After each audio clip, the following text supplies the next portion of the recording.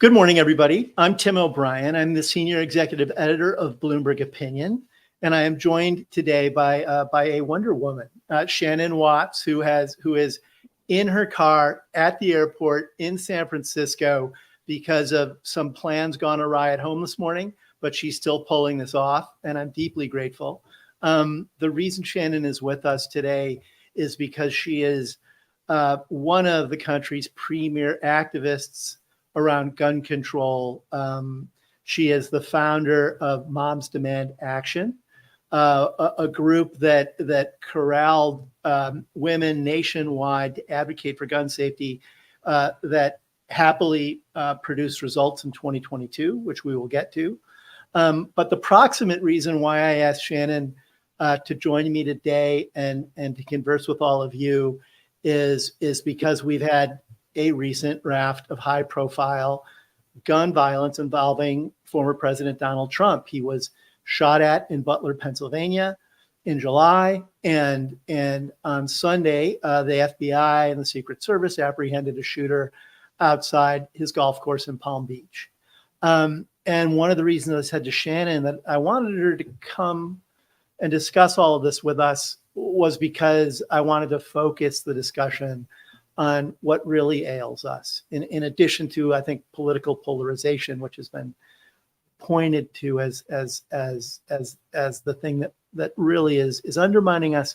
But when it comes to guns, as Shannon can attest to far better than I can, the real issue is ubiquity and the ease with which people can acquire and then use guns.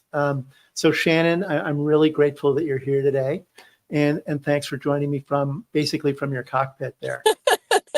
No problem, Tim. Thanks for your patience, and thanks for covering this topic, because I hear so much conversation right now in the zeitgeist about political violence and assassinations and even political, violent rhetoric. And yet so often what's left out, as you said, is easy access to arsenals and ammunition. There's a reason our nation has a 25 times higher gun homicide rate than any peer nation, right?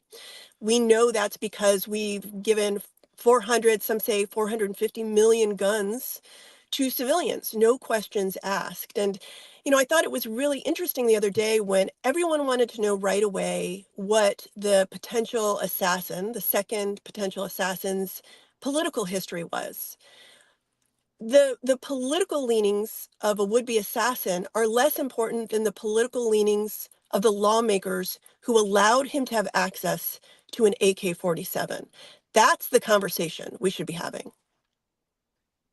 I wanna come back to that because it's the centerpiece of why we're together. But I also want to just remind people watching of your bona fides. You had I think a very happy and grounded corporate career before making a big switch in 2012. I think shortly after the Sandy Hook shootings, and went on to found Moms Demand. Tell me a little bit about your own epiphany in 2012 and how you decided to essentially change your career and your day-to-day life by going in this direction. So I had remarried, and my husband and I had only been married a couple years. We were blending our family of 5 children, everything from elementary school to high school. And I thought, I'll take a 5-year break from my career and just focus on our new family. And then at the end of that 5 years, I'll go back to work. I was 40 years old. And at the end of that 5 years, I had started sending out my resume, and it was a very cold day in December. I was living in suburban Indianapolis, and I was folding laundry, which, is a full-time job when you have 5 kids. And I saw breaking news come on over the television in my bedroom that there was an active shooter in an elementary school in Newtown, Connecticut, a place I'd never heard of. And like you probably and so many other Americans that day, I just sat where I was and did nothing but watch this tragedy unfold for hours in tears. I can remember going to bed that night and my eyes were swollen from crying. I just couldn't believe that 20 children and 6 educators could be slaughtered in the sanctity of an American elementary school. And sometime during that night while I was sleeping, that sadness turned into abject rage. And when I woke up the next day, I thought, I have never been politically active. I don't know how to organize. I know very little about the political system in this country. I know little to nothing about gun violence. But I had seen lawmakers do nothing, right? After Columbine, after Virginia Tech, after Gabby Gifford's shooting. And I just knew in my gut they would do nothing again. And I am a child of the 70s and 80s, and Mothers Against Drunk Driving was so incredibly influential in my high school career. I can remember these moms pulled, a car full of blood that was all mangled and put it on the front of our high school grounds and said, this is the consequence of drinking and driving. And they changed the culture and the laws very quickly. And I just thought, I want to be part of a badass army of women who is taking on the most wealthy, most powerful, most dangerous special interest that's ever existed, right? The gun lobby, the gun manufacturers. And I posted on Facebook, which was very popular back in 2012 with women my age. And that was, it was like lightning in a bottle. Women if you have anyone out there with a mother knows that, mothers on a mission are very intense. And they started finding my email and my phone number and my home address and saying, I want to do this where I live. And that was the genesis of the largest grassroots movement in America. Were you surprised, after getting this thing moving, how quickly it gained momentum and how robust its membership became? On one hand, yes. I don't think I recognized the power of social media to organize. I don't think anyone did. In fact, Facebook will tell you, the executives there, that we were the first and probably the most significant organization to ever come together on its pages. And at the same time, no, I just knew in my gut that if I put out this clarion call, it was going to change my life and the lives of so many other women. I just had a feeling. And when it took off the way it did, um, I just knew that we were going to make a difference. A couple of production notes. One, we're taking questions from our audience who's watching us live. So please put those in the stream. And my amazing colleague and producer, Mary Newman, will snatch some of those out of thin air and we'll try to answer them. The other thing to note is that Moms Demand Action is affiliated with Everytown for Gun Safety, a gun control advocacy group backed by Michael Bloomberg, who is the founder of Bloomberg LP. So Shannon, between, this is a lot of history to unpack, but between 2012 and now, we've had a more concentrated, I think, focus on trying to hold gun manufacturers accountable, which is tricky because gun manufacturers in the United States are protected by a federal liability shield known as PLCCA, PLCCA, which essentially says that you cannot take a gun maker into a federal courtroom to hold them liable for any casualties or injuries associated with a gun that they have manufactured. It's made it very hard for families who have been victims of gun violence, for example, to hold gun makers accountable.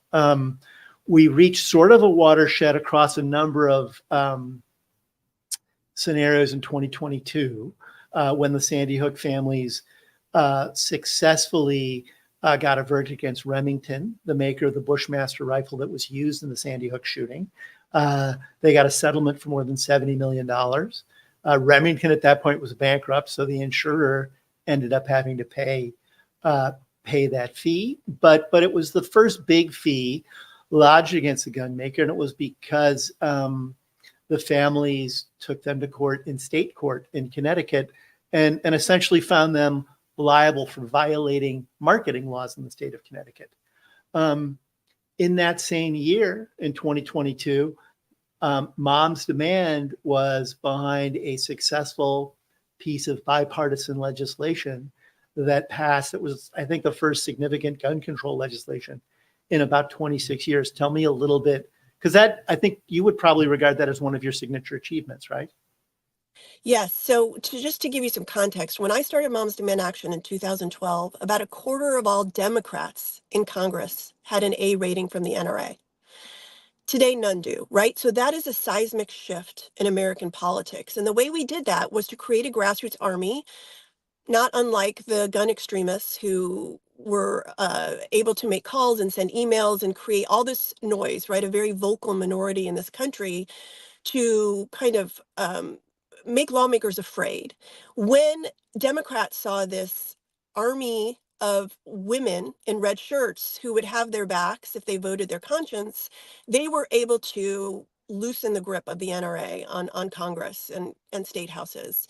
So I can remember after the San Diego school shooting, there was a bill that was put forward called the Manchin-Toomey bill, a bipartisan bill that would have closed the background check loophole in this country that allows unlicensed sellers to sell guns without background checks in honor of the Sandy Hook school shooting tragedy. I was sitting in the Senate gallery when that failed by a handful of votes in the Senate, some of whom were Democrats, right? That's why that bill lost.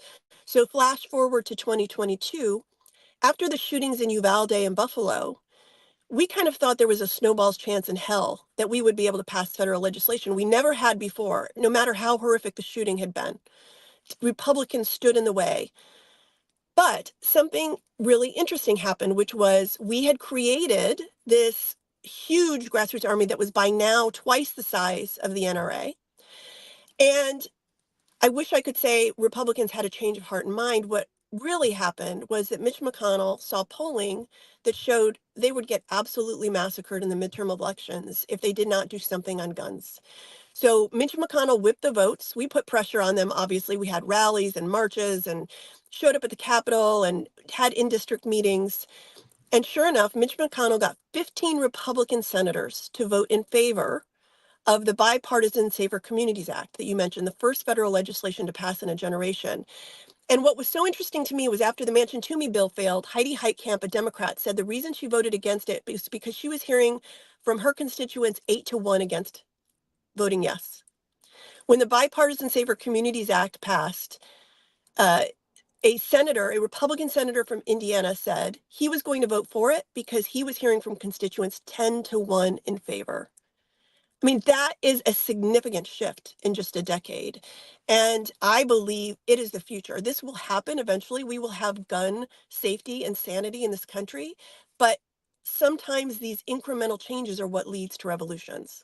What do you attribute that shift in 2022 to? As you mentioned, the Uvalde shootings happened that year. Those were equally horrific in a school. The local police were surrounding the school but didn't go in to get after the shooter, and lives unfortunately were lost. What do you just think it was politicians and particularly within the GOP who were just hearing from their constituents and thought there was just going to be too big a price to pay? Were there other factors that weighed in at that time? Well, so if you go back to 2012, I mean, there was no consequence for voting with the gun lobby because even Democrats, a quarter of them had an A rating, right, from the NRA. Now, in 2022, which was 10 years later, there were significant consequences, and lawmakers were actually losing their jobs. Again, Democrats who had A ratings from the NRA lost to Democrats who were for gun safety. So there was just this complete change in politics. And yes, Republicans, as I mentioned, were hearing more from their constituents in favor of gun safety.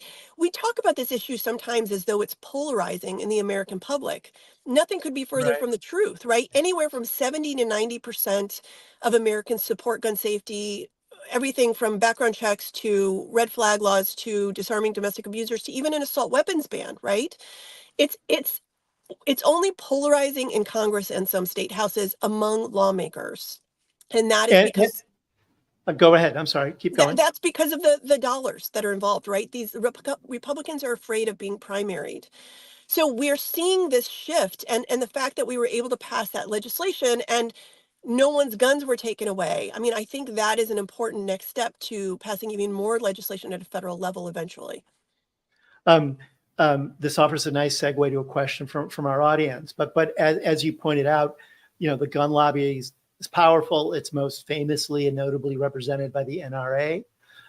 Also constitutionally, the Second Amendment has been liberally interpreted. by the Supreme Court to provide ample protection to gun owners and liberal interpretations of what the attendant rights are to gun ownership, including things to me that seem ridiculous, like concealed carry in public, et cetera, of a weapon. One of our viewers asks on Instagram, what will it take to make the NRA go away? Do you think that's even possible? It's such a great question. Our theory of change when I started Moms Demand Action was that if we just shined a light on the NRA's corruption and misdeeds and extremism, we would win and they would go away, right? Sunlight is the best disinfectant. And we spent a decade doing that through lawsuits, through public relations, through investigations, and it worked. The NRA is no longer a powerful entity. They've declared bankruptcy. Their CEO, Wayne LaPierre, had to resign. Everyone knows that they are corrupt, and even their members can see that they're misspending their dollars on personal vacations and wardrobes and all kinds of things that have nothing to do with guns. And in fact, they did not have a seat at the table when the Bipartisan Safer Communities Act passed. No one, even Republicans, asked them to be a part of that. What we did not account for back in 2012 was that eventually guns would become an organizing principle among right-wing extremists. When you look at what's happening on Facebook and other places, there are gun extremists who are making a lot of money by rallying the base around this issue. This idea that any gun laws whatsoever is an infringement on the Second Amendment. And it's a really good way for extremists to get young men and dollars in the door, and then to excite them on a whole host of issues that have nothing to do with guns. So I would argue that the NRA is essentially defunct. What has happened is that all of these right-wing groups that are even further to the right of the NRA have sprung up in its place at both a federal and state level. And so until we are able to pass really significant gun laws at a federal level, that will continue to be the case. You flagged earlier that there's over 400 million guns in the U.S. in a nation of 330 million people. So Yes. There are more guns on the ground in the United States than there are inhabitants, which is a sobering piece of data. Another thing, when I always want to remind viewers about some of the grim statistics that still accompany gun deaths. This is from Education Week. It's ironic to me that Education Week, which is a publication that is meant to track educational issues across the country, has to track gun violence because it's become so commonplace in schools as well. But according to Education Week, there have been 200 school shootings in which at least one person was killed or injured since 2018, with 2022 being the peak year for gun violence. And there's been 28 such instances this year alone, Shannon. And I'm not saying those things get memory hold, but it is interesting to me, given how common gun violence now is in the United States, and where it takes place. It takes place in shopping centers. It takes place in schools. It takes place in homes. It takes place in locations that we normally regard as civilized links in our society that help build stronger communities. And you have these routine, gruesome occurrences that put us, the United States, on a par with countries like Yemen in terms of the violence that surrounds us. And so we come now to these recent shootings involving and attempted shootings involving former President Donald Trump. What you just identified as this force that has essentially replaced the NRA as an animating force around the gun debate, that it's moved from simply putting cash into the pockets of lobbyists who put cash into the campaigns of politicians. You now have something that might have much longer term traction, which is gun activists have won the heart and minds of a portion of young, largely male voters and extremists who regard guns as a symbol of liberty, as a symbol of their own independence, part of their own identity and machismo. And it doesn't have anything to do with money. It has everything to do with identity politics. And that may be more intractable in a way than a plain old fashioned lobbyist group. But tell me if you think differently about that.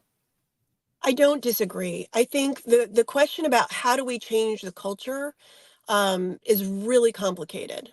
And we know America has a unique history of violence, including slavery, and that guns have long been part of white supremacy and misogyny and bigotry, and that the Second Amendment has been manipulated and exploited to make money and to intimidate and silence other Americans.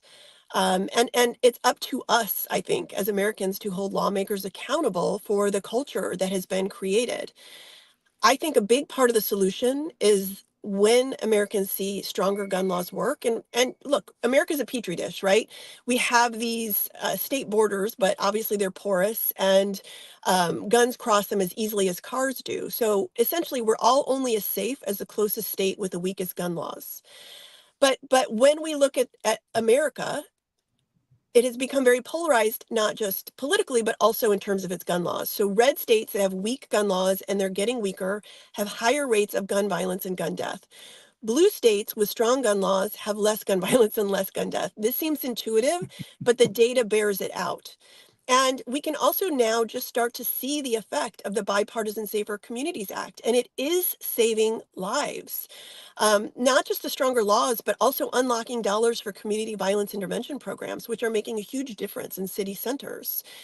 I think as more and more Americans see that we don't have to live this way, we don't have to die this way, it will change the culture. And there are other groups that are working specifically on telling younger generations, like, it is not cool to have a gun. If you have a gun in your home, you are 5 times more likely to be killed or a family member to die by suicide. So all of these conversations are important, and we have to remember there was like a 10-year freeze on data and doing research on this because the Republicans and the gun lobby didn't want Americans to know that guns actually endangered their lives, didn't protect them. It's going to take a while. I hope to see this shift in my lifetime, but I do believe someday we'll look back, just like my generation says, wow, we really laid out in the sun, or my parents' generation says we smoked cigarettes all the time. I do believe my children or my grandchildren will look back and say, can you remember when Americans took guns everywhere? Shannon, one of our Instagram users asks, have we become jaded to gun violence? People don't seem to be taking these assassination attempts seriously. What do you think about that It's question? also a very complicated question. I have never met a parent who said, you know what? I just think school shootings, I'm going to get used to this. This is the cost of freedom. And when I send my kids, to school on the bus, and I don't know if they'll come home on the bus or in a body bag, like, that's okay with me. I just don't believe there's the possibility of ever making a parent feel that way, or any American about their loved one. Do I think that sometimes the media doesn't know how to keep telling the story over and over again, and so they are jaded? Like, it feels to me like there has to be a certain number of people killed in a mass shooting in order for it to make the news. Remember, something like 120 Americans are shot and killed in this country every day, and hundreds more are wounded. That's many, many mass shootings each day. And they never make the news, right? Because it is something that we've all just sort of accepted as the way things are in America. Yes, there is a danger of becoming numb to a threshold of violence, but I also hear anecdotes from women who are Moms Demand Action volunteers who have run for office in very conservative places, and when they knock doors, Republicans say to them, "You can put your signs in my yard because I am scared about my kids' safety in their schools." Again, this is not polarizing among Americans. It's only polarizing among lawmakers. But I would just urge everyone to no amount of gun violence in this country is acceptable. Japan has 6 gun homicides per year. Right. There are other countries that actually have high rates of gun ownership that have very low rates of gun violence. And that is because they take gun laws and gun regulation very seriously. 450 million guns aren't going to disappear. So we do have to figure out a way to regulate them, but we don't have to live in a country where we are scared to be out in public. In the wake of the shooting in Butler, Pennsylvania, which fortunately did spare former President Trump's life, and then fortunately again, law enforcement corralled the shooter in Palm Beach before he was able to get a shot off. In both instances, there really, the dialogue largely did focus on political violence and political rhetoric and political polarization, all of which are important problems. Um, um, but it was interesting to me, I think, within the larger media discourse, and certainly from leading politicians who weighed in on this, primarily from Republicans, that there wasn't a call for greater gun safety. There wasn't an emphasis on the fact that these were just two incidents that were part of a much larger and longer lasting chain of events that tie gun violence and gun deaths together in the United States. How, I guess, frustrating is it to you in moments like that, when the topics, I think, get willfully diverted into realms where people don't address root causes? Well, I mean, JD Vance gave a speech where he said, this kind of violence was a fact of life in America and that we were just going to have to get used to it. He said that after the most recent school shooting. So it's not surprising that they want to blame everything but guns every time there's a shooting tragedy, including attempted assassinations. In the first assassination attempt, it was a 20-year-old with easy access to an AR-15. And in the second situation, it was a 68-year-old man with easy access to an AK-47. And it had nothing to do necessarily with their political backgrounds, which seemed to be very mixed. It had to do with the ability to procure these weapons of war. Because of laws passed by Republicans, you know, these were law-abiding gun owners until they suggested they were going to open fire or did open fire. So it's very clearly Republicans who are standing in the way of common sense gun laws. Most Americans don't think everyday civilians, particularly 20-year-olds, should have access to weapons of war. And this is just, we're seeing a lot of deflecting, a lot of gaslighting, but I just believe that we are in an inflection point in this country. And clearly, the outcome of the election in November will determine which way we go forward. I'm very hopeful that we will elect a president who believes that gun regulation and believes in the data that will keep Americans safer. There are Our peer nations are home to people who are disgruntled or dysregulated or angry or full of hate, whether they're white supremacists or misogynists or bigots. What we don't give, what those peer nations don't give their citizens is easy access to arsenals and ammunition. That is the defining difference. If you could wish for any slate of reforms or legislation that the next president could set in motion with the cooperation of Congress, what would it be? Like, what would be the magic act in your view?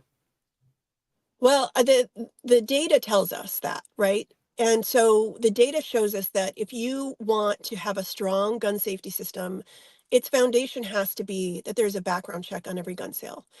Right now in this country, because the federal law does not require states to conduct background checks on unlicensed sellers, mostly now in red states, and many of which have passed something now called permitless carry, which is an even more extreme version of that legislation. There are millions of guns sold in this country every single year to people who are domestic abusers or who are felons or who are dangerous people. And background checks is just a common sense measure to make sure that we're keeping guns as much as possible away from people who are a risk to themselves or others. Um, red flag laws are incredibly effective. The data shows us that the states that have them, about 19 or 20 now, it is an important, there's almost always red flags, right? When there's a shooting tragedy, we always in hindsight see that there people knew, or this person was acting suspiciously, and police aren't allowed to act on that if there's not a red flag law. You can't take someone's guns away in states without red flag laws, just to determine, there's due process and it's a temporary amount of time, but just to see, should this person have access to guns? That's common sense. And also disarming domestic abusers. Too many states in this country make it easy for domestic abusers to access guns. And as we mentioned earlier, continuing to unlock dollars for community violence intervention programs. Shannon, we have reached the end of our chat today. I'm deeply grateful for you, for doing magical emergency service and joining me from the airport. I hope you'll come on again. I think, unfortunately, this won't go away as a topic. Shannon Watts is the founder of Moms Demand Action. She is a research fellow at USC, and she is a national treasure. Thanks for being with us today, Shannon. Thank you so much for having me.